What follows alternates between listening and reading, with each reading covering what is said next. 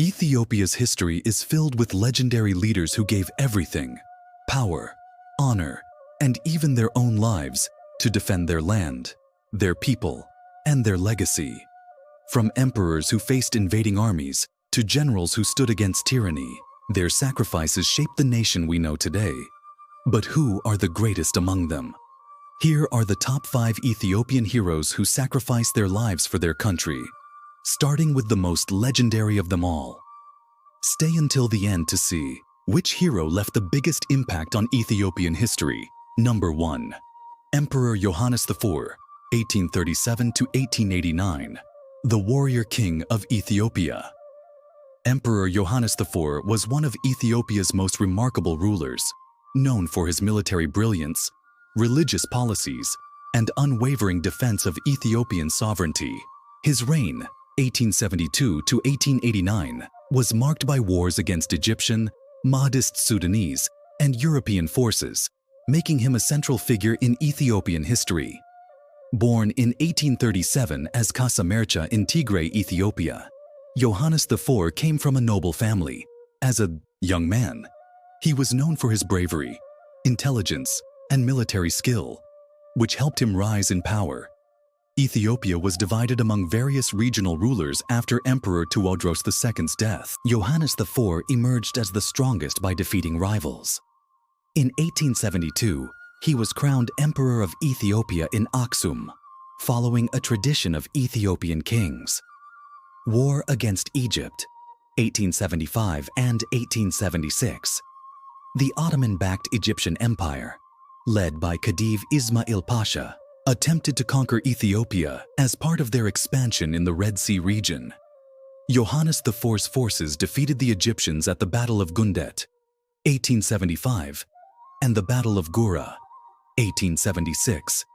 This solidified Ethiopia's military strength and secured its territorial integrity. Conflict with the Mahdist Sudanese, 1880s.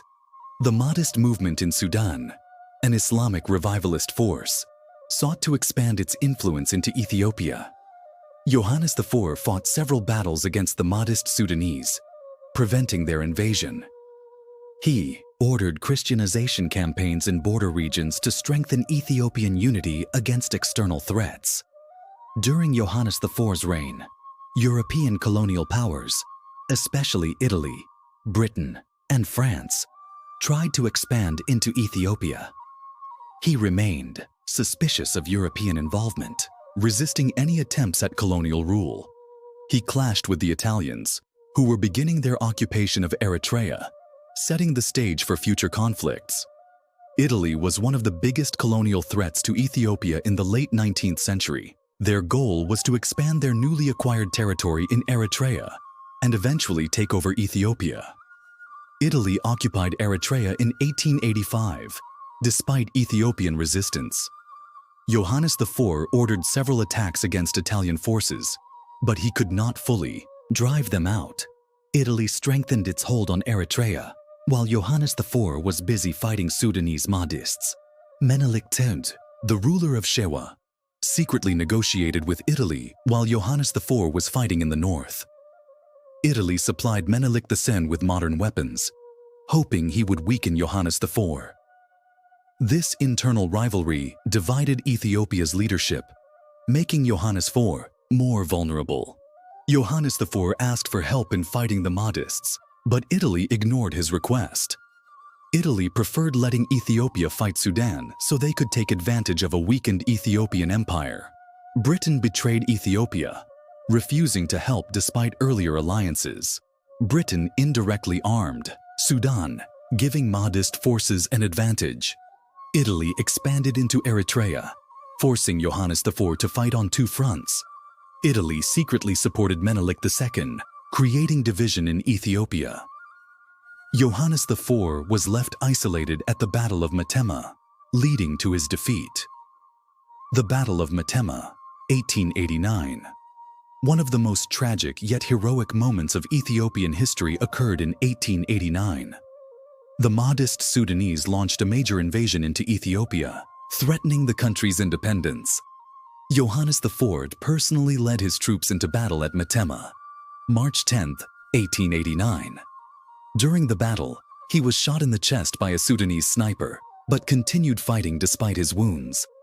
He died on the battlefield, making him one of the few emperors in history to die while defending his nation.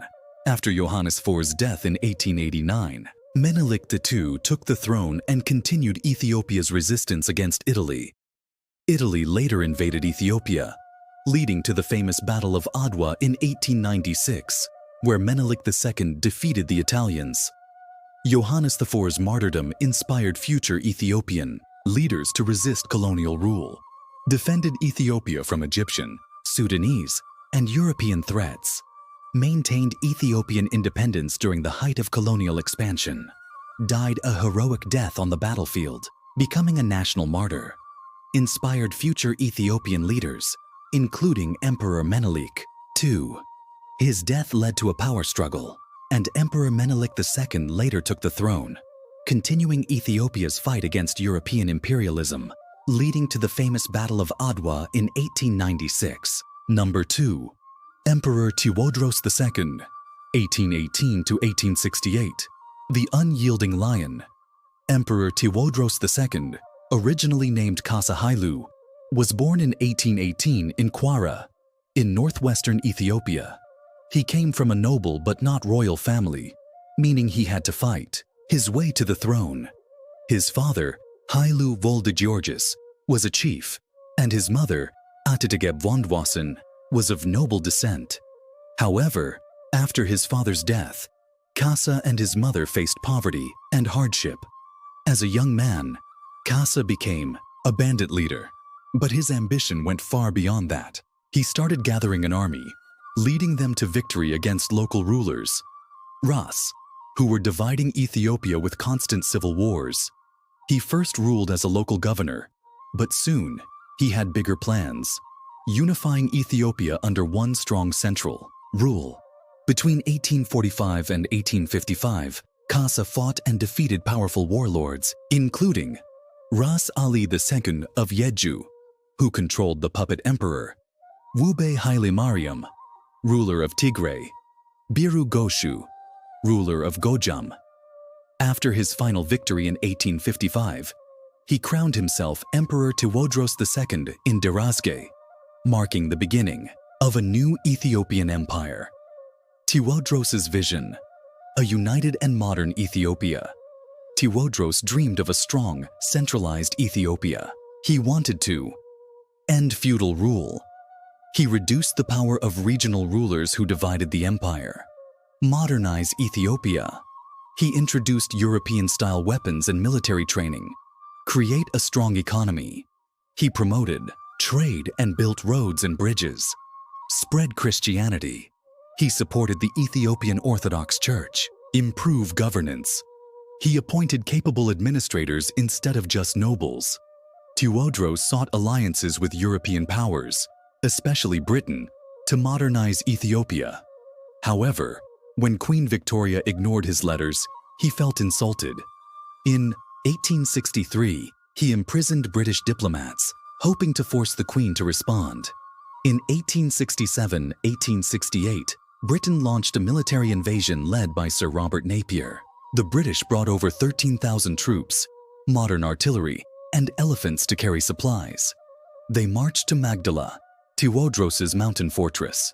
The Battle of Magdala, 1868, and Tewodros's heroic Andom, April 10, 1868. The British attacked Magdala. Despite Ethiopian resistance, British troops had superior firepower and breached the fortress. Knowing defeat was imminent, Tewodros refused to be captured alive. On April 13, 1868, he took his own life with a pistol given to him by Queen Victoria. The British looted Magdala, taking Ethiopian treasures, including the emperor's crown, sacred manuscripts, royal artifacts. Many are still in British museums today. Emperor Tewodros II is remembered as the first unifier of modern Ethiopia, a fearless warrior who never surrendered, a reformer who tried to modernize Ethiopia, a tragic hero who died rather than be humiliated. His legacy inspired future Ethiopian leaders, including Emperor Yohannes IV and Emperor Menelik II in their fight against colonial powers. And modernize. Ethiopia. Number 3. Ras Abeba Aragai, 1903 to 1941. The anti-fascist patriot. Ras Abeba Aragai was born in 1903 in Ethiopia. He grew up in a time when Ethiopia was navigating internal and external challenges, and he became known for his strategic military mind and deep patriotism. He was a trusted noble and military leader under Emperor Haile Selassie I. The Italian invasion and resistance, 1935 to 1941. When fascist Italy invaded Ethiopia in 1935, Ras Abeba Aragai emerged as one of the most effective and fearless leaders of the Ethiopian resistance movement.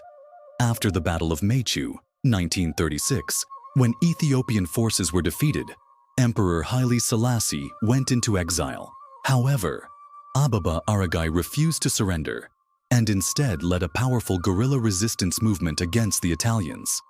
He operated primarily in Shewa, central Ethiopia, where he used hit-and-run tactics, ambushes, and sabotage to weaken Italian control. His forces became one of the strongest resistance groups, making it difficult for the Italians to fully control Ethiopia. The Italians saw him as a major threat, and despite their brutal methods, including massacres of civilians, poison, gas attacks, and executions, Abeba and his forces continued to fight. After Ethiopia was liberated from Italian occupation in 1941, Ras Abeba Aragai became a high-ranking government official under Emperor Haile Selassie I.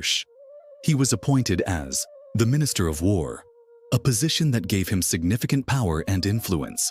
However, this period was marked by internal conflicts, power struggles, and political instability.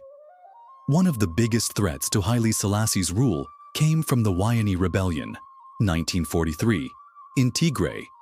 The rebels, mostly from the peasantry and local militias, opposed imperial rule and fought against the central government. As Minister of War, Abeba Aragai led the suppression of the rebellion, using military force to restore order. This made him a target for opposition groups. Unfortunately, his life was cut short. Ras Abeba Aragai, one of Ethiopia's greatest anti-fascist resistance leaders, was assassinated in 1943 during a period of internal political conflict in Ethiopia. While official records remain unclear, Ras Abeba Aragai was assassinated in 1943, either by rebel forces or political enemies. Some believe he was targeted by Yohannes rebels who sought revenge for his role in crushing their uprising. Another theory suggests that Italian agents or their Ethiopian collaborators might have been involved, as Abeba Aragai was one of the key figures responsible for defeating Italian forces during their occupation. Some historians also speculate that internal rivalries within Haile Selassie's government played a role in his assassination, as his growing power and military control made him a threat to other high-ranking officials. One of Ethiopia's greatest resistance leaders against Italian colonialism, master of guerrilla warfare, inspiring freedom fighters across Africa, a key figure in preserving Ethiopia's independence during its darkest hour. Despite his tragic death, Ras Abeba Aragai remains a national hero in Ethiopia. His fearless leadership during the Italian occupation, 1936 to 1941, and his sacrifices for Ethiopian independence make him one of the greatest resistance leaders in African history. Even today, Ras Abeba Aragai is remembered as a symbol of Ethiopian resilience, patriotism, and bravery. Number 4. General Aman Andom, 1924 to 1974. The fearless general. General Aman Andom was born in 1924 in Eritrea, which was then under Italian colonial rule. His military talents and patriotic dedication led him to become one of Ethiopia's most respected generals. As a young man, he pursued military education and trained at the Harar Military Academy in Ethiopia. Recognizing his potential, the Ethiopian government sent him for advanced military training abroad, including Britain, the United States, and Israel. His time in these countries helped him master modern warfare, leadership tactics, and military strategy. making him a formidable leader upon his return. Upon returning to Ethiopia, Aman quickly rose through the ranks due to his bravery, strategic mind, and strong leadership. He played a key role in Ethiopia's military campaigns, particularly in Eritrea, where separatist forces were fighting for independence from Ethiopia. As a high-ranking general, Aman became commander of the 3rd Army Division, which was primarily responsible for suppressing Eritrean rebels. His approach to military leadership was tough and aggressive, and he was known for his ability to inspire troops and his deep commitment to Ethiopia's territorial unity. However, his strong military stance on Eritrea often put him at odds with Emperor Haile Selassie, who was exploring a political solution to the Eritrean conflict. Aman, on the other hand, believed in military dominance over diplomacy, which caused tensions between him and the imperial government. By the early 1970s, Ethiopia was facing massive political and economic turmoil. Widespread famine, corruption, and public dissatisfaction with Emperor Haile Selassie's rule led to growing unrest. Protests, strikes, and military mutinies erupted across the country. Amid this chaos, a group of Ethiopian military officers known as the Derg launched a coup in September 1974, overthrowing Emperor Haile Selassie and taking control of the government. Due to his military experience, leadership skills, and popularity among soldiers, General Aman Mikhail Andom was appointed as the first chairman of the Derg and the head of state of Ethiopia. Although Aman was initially trusted by the Derg, he soon clashed with its radical elements, particularly with Mengistu Haile Mariam, who was rising as a powerful and brutal figure within the council. Opposition to mass executions. Aman disagreed with the Derg's plans to execute high-ranking imperial officials and called for a more controlled and lawful transition of power. Refusal to accept Mengistu's growing authority.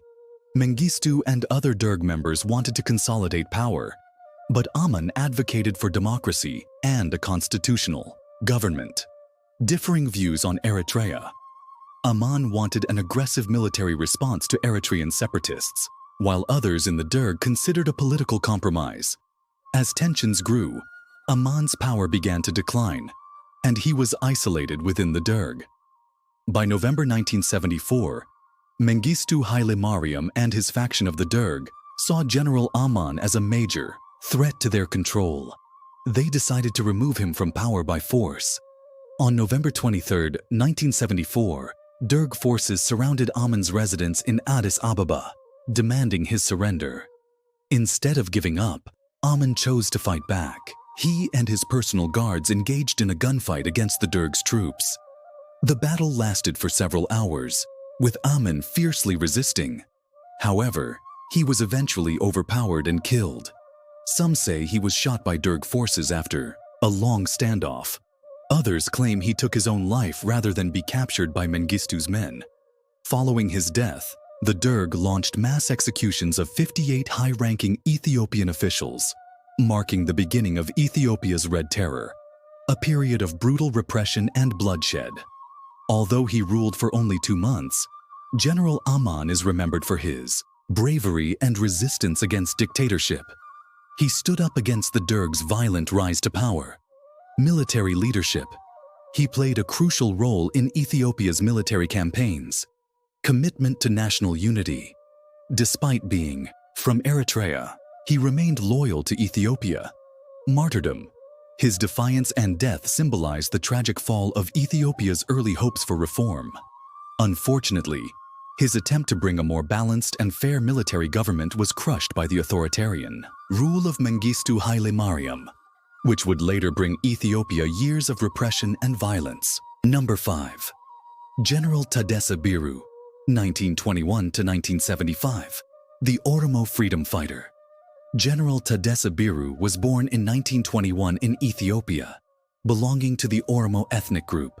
He joined the Ethiopian military at a young age and quickly rose through the ranks due to his exceptional leadership, courage, and tactical skills. He became one of Ethiopia's most renowned military officers, known for his dedication to his country and people. During the Second Italo-Ethiopian War, 1935 to 1941, Tadese played a significant role in resisting Italian occupation, supporting the return of Emperor Haile Selassie I and contributing to Ethiopia's independence. He continued to serve in the Ethiopian army, where he was instrumental in training and modernizing Ethiopian forces. As an elite military trainer and strategist, he trained several Ethiopian paratroopers and special forces, contributing to Ethiopia's growing military capabilities. His commitment to the Ethiopian armed forces was widely respected, and he became a decorated officer for his service. Despite his loyalty to Ethiopia, General Tadesse Birru was also a passionate advocate for the rights of the Oromo people. He criticized political injustices and the oppression of the Oromo population, which led him into conflict with the imperial government. He became involved in the Macha Tulama Self-Help Association, an organization promoting Oromo social, economic, and political empowerment. This led to his imprisonment under Emperor Haile Selassie's regime. Despite this, he remained a respected figure among Ethiopians, especially the Oromo people. After Haile Selassie was overthrown in 1974, the new military regime, the Derg, took power. General Tadesse initially hoped for positive changes, but he soon realized the Derg was even more oppressive.